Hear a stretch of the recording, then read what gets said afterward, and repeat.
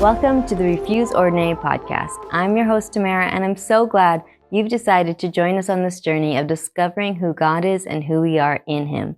We are so excited to share with you today another class from our full-time School of Transformation. So today we are talking about vision once more, but also, trusting God with our future, trusting God with our vision and what that looks like. A lot of us can get to a certain place in our life where we are like, oh yeah, I'm just trusting God with our, with whatever He has for me. But you stay stuck. You stay still. There's no forward movement. You're waiting for the big bang or the big explosion or the big move of God to direct you and which way to go and what to do. And sometimes we can just feel stuck where there's no forward movement. There's no, what should we do? I don't quite know what to do next. I don't really want to disappoint you. I don't really know what's going to happen. That kind of thing. I don't want to guess what's happening in my life. I don't want to guess what He's doing. I'm just going to stay here until something happens. And that can really just then cycle through where you just stay in the same place spiritually without growing. And you might be doing all the right things. You might be, showing up and doing all the right things, finishing homework and doing all the stuff that you're supposed to do. But there's just there's no forward movement in your growth. There's no forward movement in what God has, for you, for your future, for the areas that He's stretching you. Sometimes it's just easy to be like, well, I'm here, aren't I? And a lot of people, that's their response after a while. Well, I'm here, aren't I? I'm still here, right? And it's like, well, that's not really the point, right? Yes, you're here and that's great. But the point is are you engaging with Him in what He's doing in your life? Are you engaging with Him in the healing process? Are you engaging with Him in what all the dreams and things that He's placed? Are you engaging with Him in the disappointments? Are you engaging with Him in the hurt and the grief and the pain? Are you actually dealing with these things and looking at these things and allowing Him to speak into them and inviting Him into them, instead of just, well, I'm here, aren't I? I'm just doing it, right? And so we can get complacent like that when we're here in a full-time ministry or when we're in church, just going to church every Sunday. Well, I'm doing the next right thing, aren't I? And that doesn't really move you in a forward direction in your future. What that does is that you just create a cycle of dysfunctional function, right? So you don't really actually start to get rid of the stuff of your heart. You're just doing the right thing. And so you end up being, a well-behaved dysfunctional person. And we don't want to become well-behaved dysfunctional people. We want to actually get rid of our dysfunction. We want to get rid of the things that hold us back. We want to get rid of the fears. We want to get rid of the, fear of man, fear of failure, fear of disappointment, fear of, going the wrong way, doing the wrong thing, saying the wrong thing, moving the wrong way. And we want to actually be people that go after Him in His truth with the vision of our life, with what He has for us. I know Maria touched on this a little bit yesterday, but she was highlighting the fact that sometimes we have filters in the way of what we think God's calling us to. It's the thing we want in our life. We want this in our life. We want reconciliation in our life. We want, to do our own thing. We want to make money. We want to, live in this state or live in that city or live, by ourselves or own our own home. And so we can then hear what God has for us for our future through those filters. They're the things that cover our ears, and that's the thing we hear through. That's the idol we have in front of Jesus. And it's then the reason that we move or don't move, and so we need to continually invite people into that, because we can end up going the wrong way, doing the wrong things, and we don't want to, right? That was never the intention. It's like God's intention when you were born was never for you to find where you were in the dysfunction of your life. That was never His intention, right? And so when sometimes we start out on really good, this is what God's saying.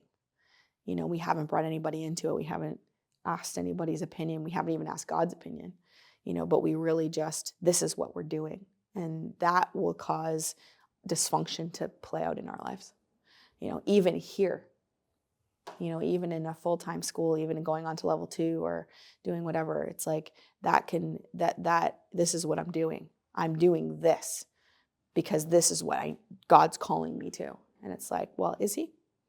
What if he changes it up next semester and puts you in a department that you know nothing about and can't stand? Is he still doing this in your life? Is this still the will of God? What if he puts you with a leader that you just do this all the time?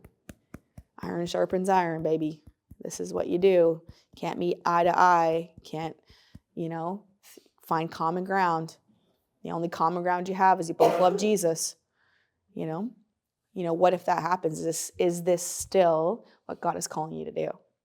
And so we often find ourselves in these circumstances where all of a sudden God changes his mind. All of a sudden God's, well, I thought this is what God called you to do. And you're not doing it anymore now. So now what? So God changes his mind? Because in the Bible it says he doesn't change his mind. He is not a man that he should change his mind, or a son of man that he should lie. Right? He doesn't flip-flop. He's not a weed tossed in the wind. He is who he says he is. So when we make bold statements like, this is what God said in my life, that's wonderful.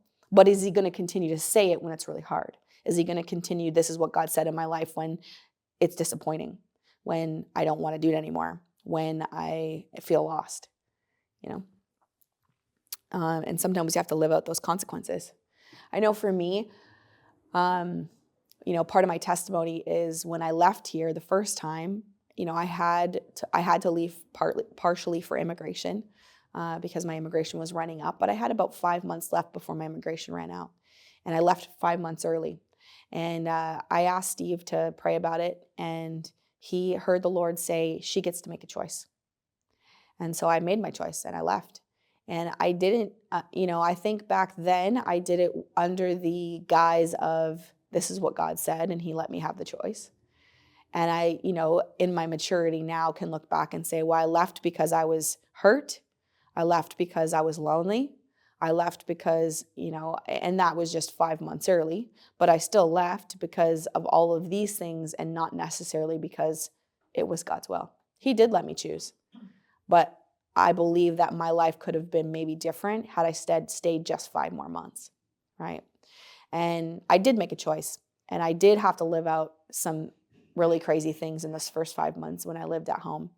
And so it was just one of those situations where you look back and you claim it's God, but then when you make a choice like that, is it really him? Or did I have filters?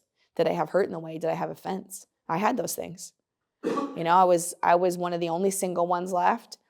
And so I was a lot of the third wheels for people that were dating. Yeah, it sucks. It's like, oh, hey, can you come along with me? I need somebody to sit in the car.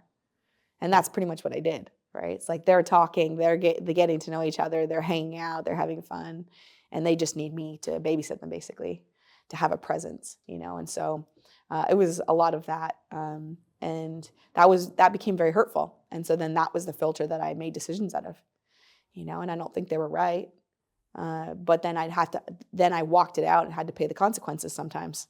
It's like you have consequences for our actions, and so I can say that I believe in those moments that I thought I was doing the right thing, because my heart was never to do the wrong thing. But had I actually took a step back and looked at my heart, I would have found there was some ugly patches. Had I asked God, search my heart, oh God, see the things in me that need to be changed, I would have seen that there was some ugly things in there that needed to be changed.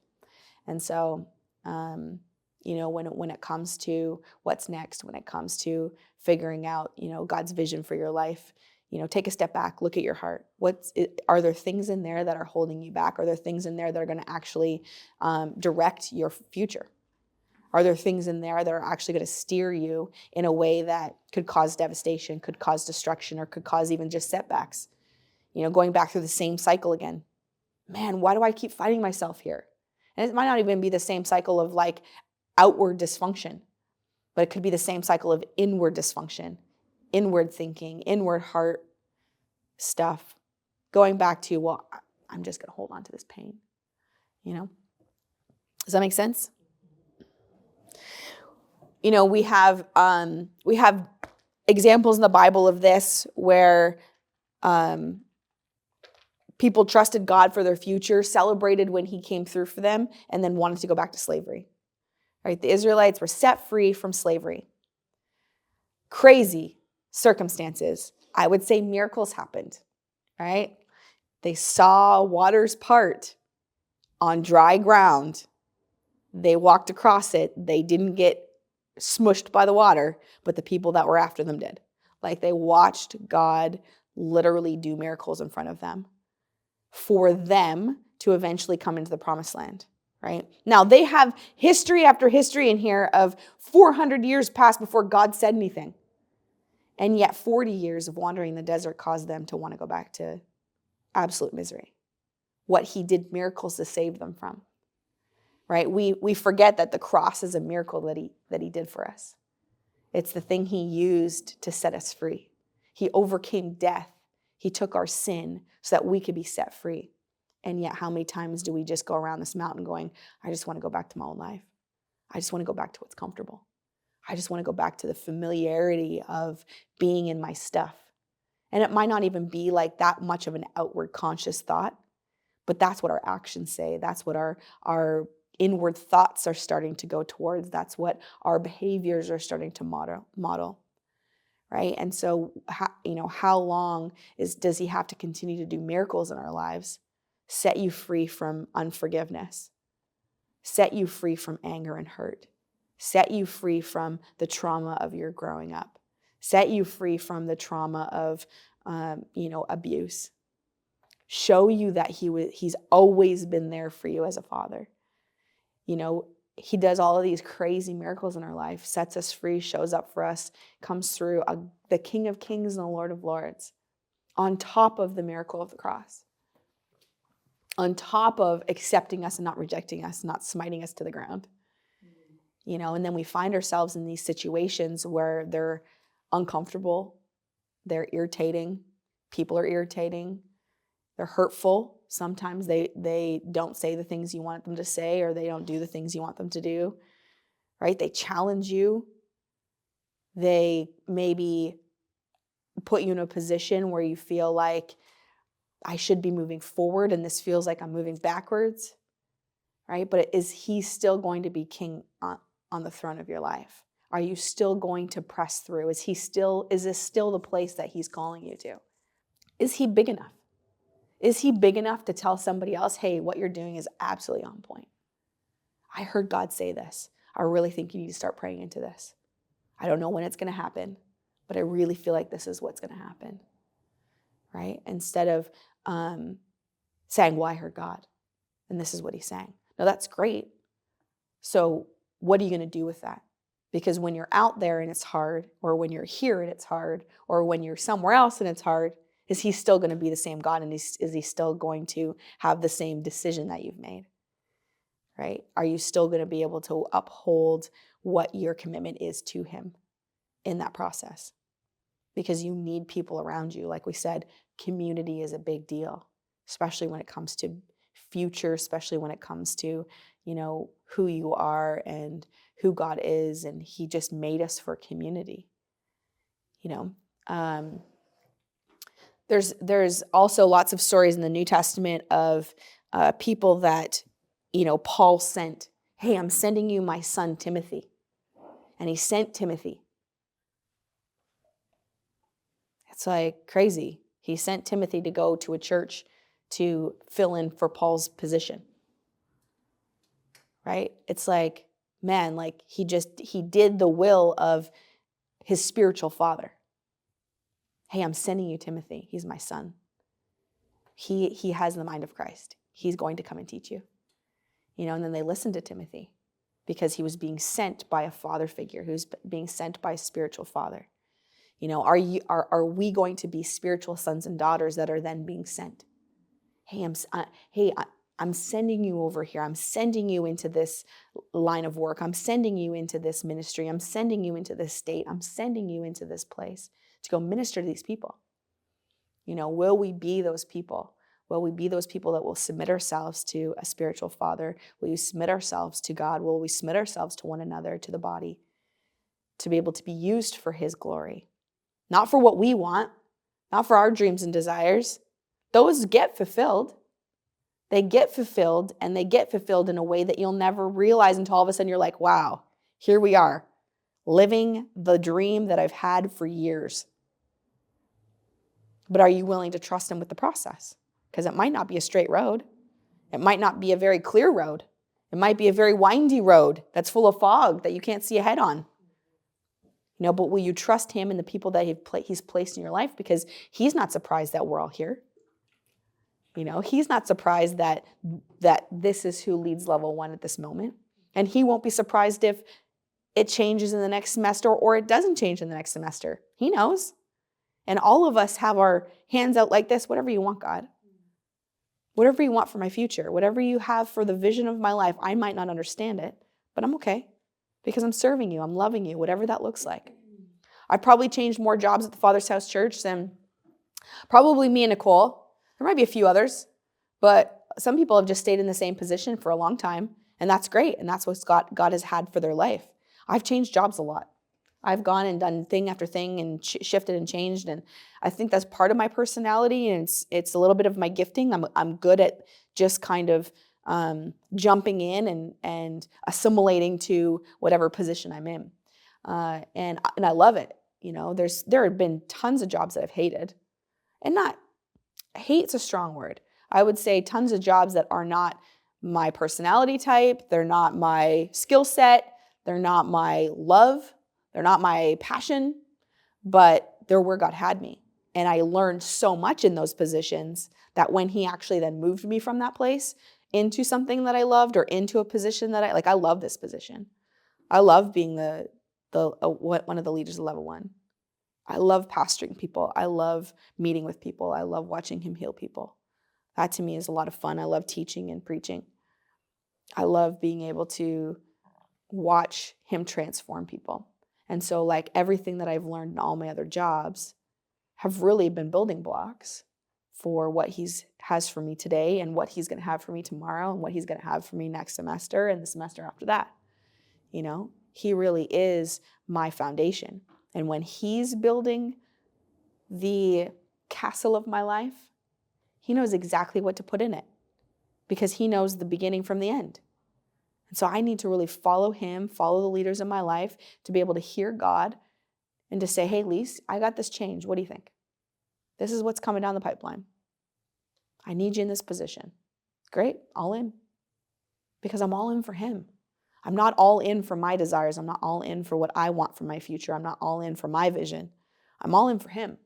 Whatever he has for my life, whatever he's doing in my life, whatever he wants for my life, I'm all in. Whatever that looks like. Hard or not hard. Fun or not fun. Right? But I think that this culture that we're in today really is what do you want to do with your life? Do that. But then they can't, the video yesterday, they can't find fulfillment in what they're doing. Right? They can't find joy in their life because they have these expectations of what their life should be like. And they're never going to meet it until they meet him. And they put him in the middle of it. And their eyes are on him and their whole goal is him. Then you can find joy in anything that you do. It doesn't matter what you do. It doesn't matter where you are. You can find joy in it because you're in him. You're with him. Your eyes are on him. Everything you do is for him. That's why Steve talks about not having burnout. He gets tired. He needs vacations. He's rejuvenating. He's regenerating his, body so that he can continue to give. But he's not burnt out. This year will be 49 years, March 10th, 1975, 49 years of loving Jesus. He's not burnt out on loving Jesus because that's the motivation. I'm here to love you, Jesus. There's nothing I can do. There's not enough of what I can do to give back to you for what you've done for me on the cross, let alone all the other miracles of my life. And sometimes we get stuck and we forget about all the other miracles of our life. all the places that he saved you, all the places where you should have been dead and he didn't kill you. He didn't let that happen because he's the author of life and death. So he gets the decision. That's not your choice, right? You can try to do as much as you want and you can take your life, and he has to be the last one that lets you breathe. That's why there's so many people that things don't, they try this or they try that and it just doesn't work out for them. Drug overdoses that don't actually come through. Crazy. He gets the final say. He's the only one. The enemy can't actually do that. He gets to. And so if he gets the final say, it's like, all right, then what are we doing with every breath that I have in my lung? All of my days, all of my minutes. Because he saves us from these crazy things in our life. He helps us overcome so that we can be people that we never thought we could be. All right, man, I never thought I could be this person. I was such an insecure kid. I was such an insecure girl at 20 years old. Right? Didn't know who I was so just, there's nobody that's going to love me. How could anybody find, me attractive? How could anybody love me? How could anybody, see me and actually put me in positions of leadership? I didn't think highly of myself at all. I had such low self-esteem. And yet he kept meeting me saying, no, you need to believe who I say that you are. So then I have to keep looking myself in the mirror saying, Lisa, this is who God says you are. You're going to believe this. You're going to choose to believe this. Until now I do. And I never thought I'd live doing what I love, being married and have kids. I live like, as Ildiko used to say, I live such a charmed life. I do. And never would I thought that I would have been here.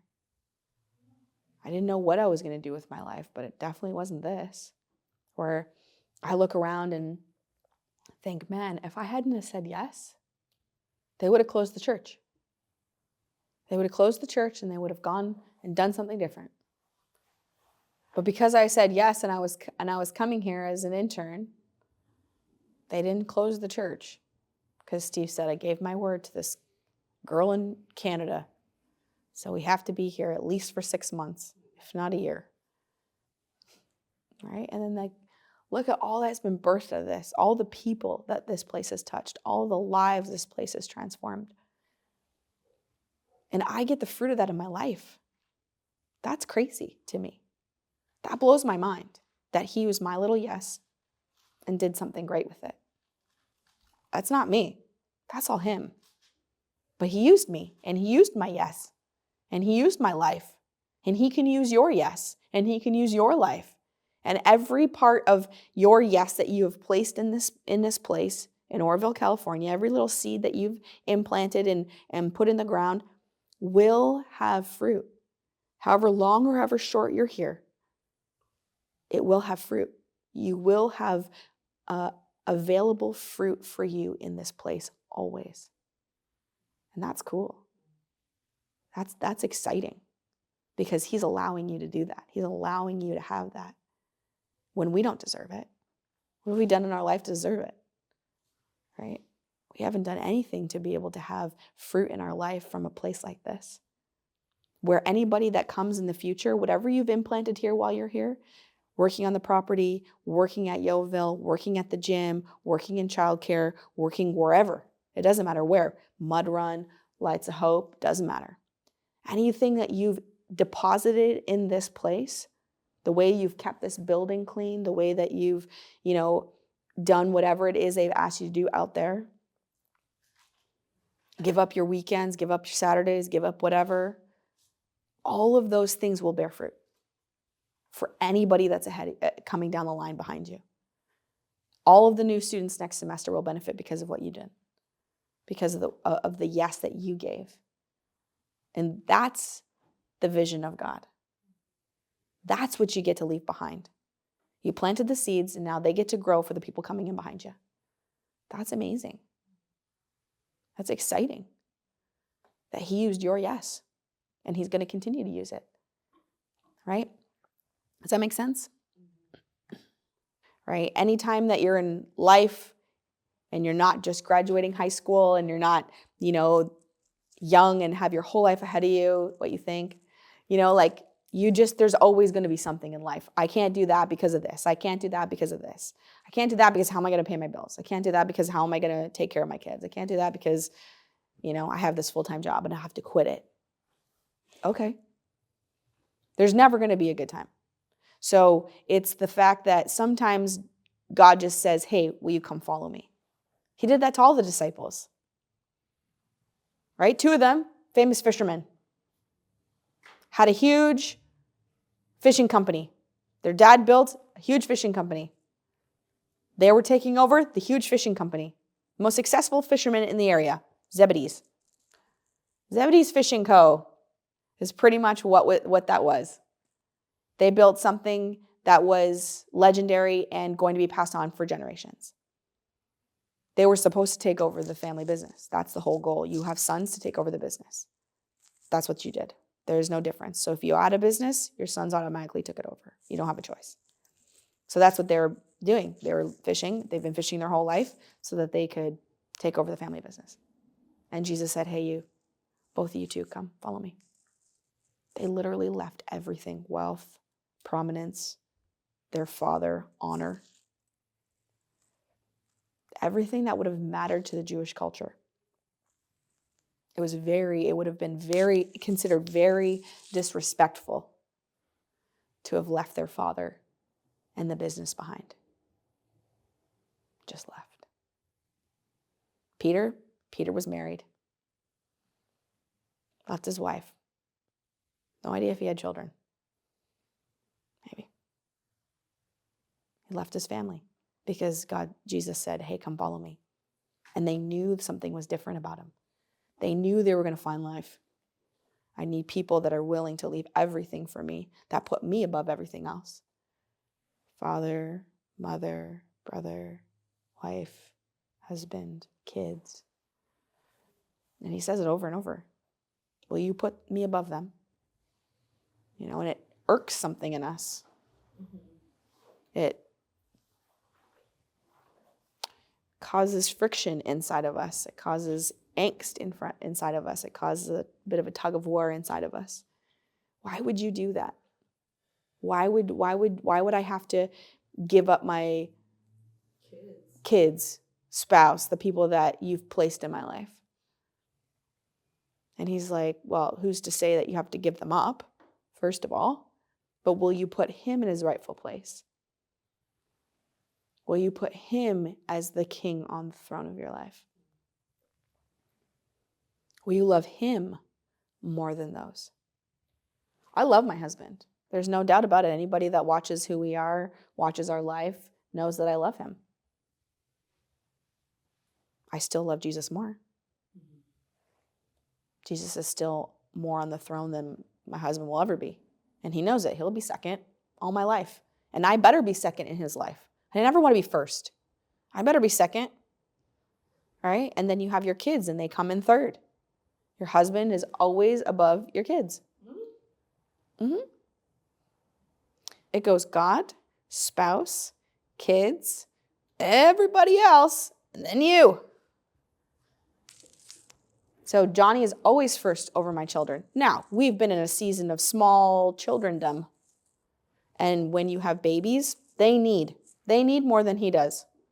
And so there's a season of life where their needs are all the time and they're prominent and they become the focus because it's life or death for them, whether they stay alive, right? But there is a transition period where they become old enough to be able to do some things by themselves, for themselves. They don't need your constant care. They're able to, get themselves dressed or make their own breakfast. And in those times, in those seasons, that's when the transition happens where they need to know that their dad always comes first above them.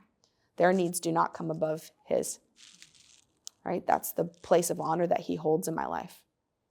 So God is always going to be on the throne. My husband is always going to be second in my life. My kids are always going to be third. Everybody else, whoosh, down the list. Me at the very bottom. Now, if Jesus says, hey, I'm sending you somebody to your house right now, can you minister to them for me? They really need something from you. and they really need something from me. Will you do that for me? Absolutely. So then my kids, my husband, they need to know that this is what God's doing for us.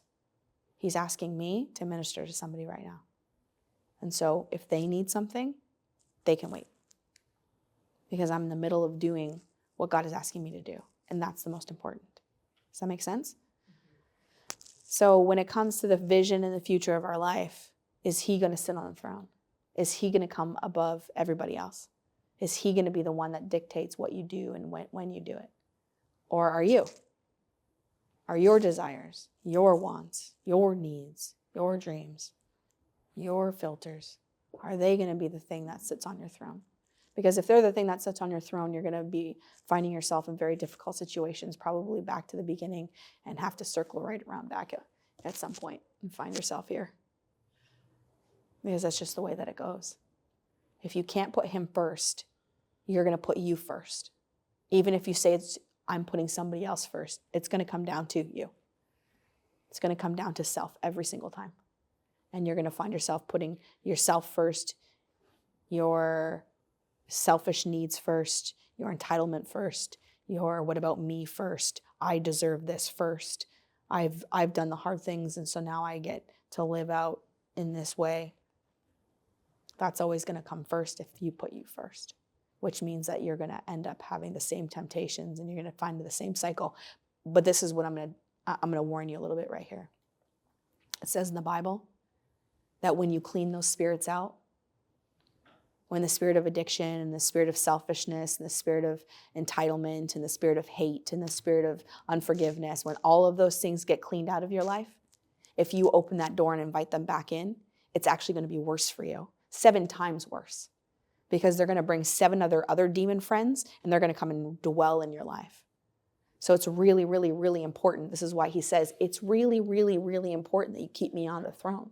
It's really, really, really important that you put me in front of you at all times. It's really, really, really, really important that God stays the focus and the center of your life. It's really, really, really important that you allow his Holy Spirit to dwell in you and not the 7 other demons that you've cleaned out that are going to come back and inhabit that place. Because you're going to find yourself in a deeper addiction than you ever have before. You're going to find yourself in a deeper place of hate than you ever have before, in a deeper place of depression and darkness than you ever have before, in a deeper place of sadness and self-destruction than you ever have before. Because that demonic spirit is going to take 7 of his friends and be like, hey, he's opening the door, she's opening the door, let's go. And don't think that they won't hesitate to do that. Oh, we can't do that because they've tried really hard. She's tried really hard. He's worked really hard for this freedom. No, not for 1 second. Hey, they're thinking nothing about themselves. Let's go. Let's move in. Let's do it quickly. And you'll find yourself destroyed. And people say, I don't know how it happened. I don't know what happened. I can tell you what happened. You became more important than him. You stopped putting him first. You stopped going after him. You stopped having a relationship with him. You stopped being a part of his body. You stopped listening to the people in your life for direction and guidance and counsel. That's why he over and over and over says, listen to my words. The Father says, hey, this is my son, listen to him. And then he speaks a lot in the Bible, there's a lot of red letters. And he tells us the things we need to know so that we don't go back to the old life, so that we don't go back to the old creature, the old destructive patterns, so that we can stay in the new creation. And that can be the vision for our life. Jesus, I just want to stay in the new creation that you've created me to be, getting closer and closer to you, who you are, your perfectionism, I want to be perfect like you are perfect. I want to be solid like you are solid. I want to be dependable like you are dependable. I want to be somebody that is loving the way you're loving and kind the way you're kind. I want to be forgiving like you're forgiving because you forgive the deepest of sin and the hardest of hearts.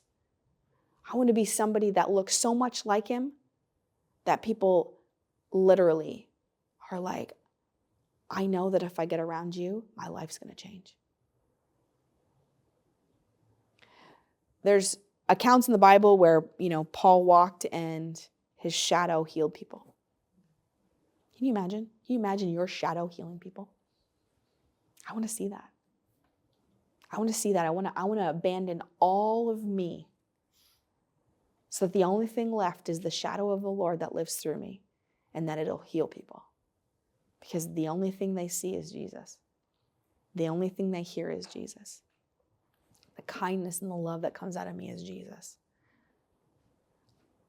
I think Chloe talked about like the thought of being like the character that plays Jesus, Jonathan Rumi. You know, like on The Chosen, he plays Jesus and now he goes everywhere and people literally have these like emotional responses to him, right? Which I think I might even be one of those people that would have that. Only because everything that I ever, like the embodiment of how kind and loving and authoritative and disciplined and, you know, even just human and funny, and he really does such a good job at embodying the person of Jesus. You know, do I think that he does it perfectly? No. Do I think there's so many things that, you know, I'm sure that are left out because we don't actually know the fullness of God? Absolutely. But he really does put a wonderful picture together of what Jesus would be like or what he could be like. You know, and that for me, like I don't watch The Chosen without weeping. Like I'm talking uncontrollable sobbing sometimes. In some of those moments when I know like the tenderness of God, I feel it. I feel it. I feel the compassion and the love and the empathy that he has for people. I feel that. And I'm like, that's exactly how I always dreamed he would be. I always envisioned him to be that kind, loving, authoritative, scary, wonderful, all of those things. Like, you know you don't cross him and yet you can't wait to run into his arms. Kind of God. And because he put such a good such a good example of that out there, it would probably, I think I would probably be one of those people that had an emotional response. Not that I would need to hug him because he's Jesus, but because there's this thing that he has created, this thing that he's allowed to come to life in my life, that Jesus has used him through, right? But I want to be somebody that I'm not going to look like Jesus, but I want to be somebody that carries his spirit so much that people have an emotional response when I can come into contact with them and bring the kindness of God, because they've never felt such love. They've never felt such acceptance. They've never felt that they could actually see and know him in a real and tangible way. Like, I want to be that person. I want to be somebody that when you're walking down the street, people say, I don't know what it is about you, but I just need to hug you. Awkward and weird. I would love to be awkward and weird like that, because I would love it for that hug to be so filled with the Holy Spirit and Jesus that it changes somebody's life. That they felt accepted for the first time in their life, that they felt love, that they've wanted their whole entire life, that it heals a part of them that is so deep and so in pain from the lack of whatever they had, from the abuse of whatever they've been through, to come through so much that a simple hug would unleash and heal deep, deep years of pain and emotional abuse and trauma. Like, I want that. I want that a kind smile would actually allow shift in their life. I want it so that someday when I speak words of encouragement and kindness, that it goes so deep into their identity that they're forever changed, because they're not my words. They come from the heart of God. That it's no longer I that is seen, but him that is seen through me. That we're so him and I and him and him and I and him and him and the Father and me and the Father, and all of those are so jumbled up that you can't tell what's Lisa and what's Jesus. Because it just all looks like Jesus, and it all looks like the Holy Spirit, and it all looks like the Father's will. Like, that's the passion that I have that's the vision for my life. That's what I want. So whatever else I got to do in this life, okay, cool. I got to teach, great. I got to pray for people, great. I got to work at the front desk, great. I got to do kids ministry, great, whatever. Because the only thing I want is to be able to look more like him, sound more like him, smell more like him, be more like him, talk more like him. And when that's the focus, When he's on the throne in that, do I get it perfectly? No. Am I still far from the mark? Absolutely. But the aim is there. When you first pick up a bow and arrow, I'm going to guess, and you do archery, I'm going to guess that it takes a bit of practice to hit the bullseye, unless you get a lucky first shot, right? But I'm going to guess that it's going to take some practice. But I'm going to keep aiming for the mark of being like Jesus, and it might take some practice, and it might take me digging deep and getting rid of all the inside of me, all of the crazy thoughts. Thank God that nobody else can read. But God can, right? I want to be able to be that person. I want to be able to be somebody that just sees the deep parts of people and past their pain and sees what he created them to be originally. Not what they're outwardly putting towards you, because people are mean, but they're mean for a reason. There's a reason. People are hurt, and they're hurt for a reason. And I want to see healing for that hurt. I want to see healing for that pain. I want to see healing for that anger. It's like when people snap at you, there's a reason they're doing that. There's something broken inside of them. There's some deep pain that you've hit somehow, unintentionally or intentionally, right? Questions? So the vision and trusting God with our future. We're going to trust him or we're not. And what are we trusting him to do and to be and for? What does that look like? Because no matter where he places you in this life, the whole goal is to look like him, to be like him. But are you allowing people in your life to speak into that? Are you allowing people in your life to speak into the vision? Speak into the future? Speak into the change? Yeah? Yeah, that's good. I'll just leave you with this. Proverbs 3, 5, and 6 says, trust in the Lord with all your heart and lean not on your own understanding. In all your ways, submit to him, and he will make your path straight. Will we be those people that submit ourselves to the Lord and submit ourselves to others so that our path can be straight? Because he said that, narrow is... wide is the door and the road and the gate to destruction, and narrow is the way to righteousness, holiness to the Father. I want to find the narrow road, but that means there's a narrow road. That means it's not going to look like everybody else's road. I'm not going to look like the world's road, because that's wide. It's going to be narrow. It's going to be hard. It's going to be like finding the goat path that nobody wants to walk up, because it's dangerous and it's hard and it's risky and it's going to look different and weird, and you're going to be in the middle of nowhere and think, what am I doing? All right, but are we willing to find that road? And are we willing to keep walking it? Or is it just easier to jump on the wide road and continue with the crowd, to be comfortable? Right?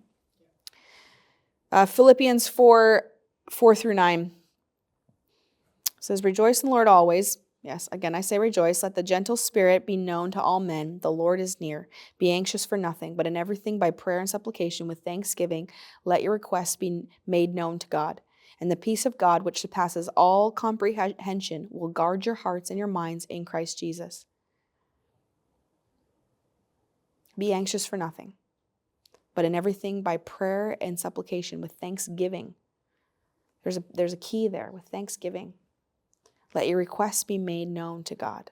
And the peace of God, which surpasses all comprehension, will guard your hearts and your minds in Christ Jesus. Yeah. Amen. Thank you for listening to this episode of Refuse Ordinary. We hope you were encouraged, inspired, and even challenged to seek more of who God is and who you are in him. If you have any questions about the School of Transformation or would like to apply for our next semester, please go to transformationschool.org or send us an email at info@transformationschool.org. See you next time.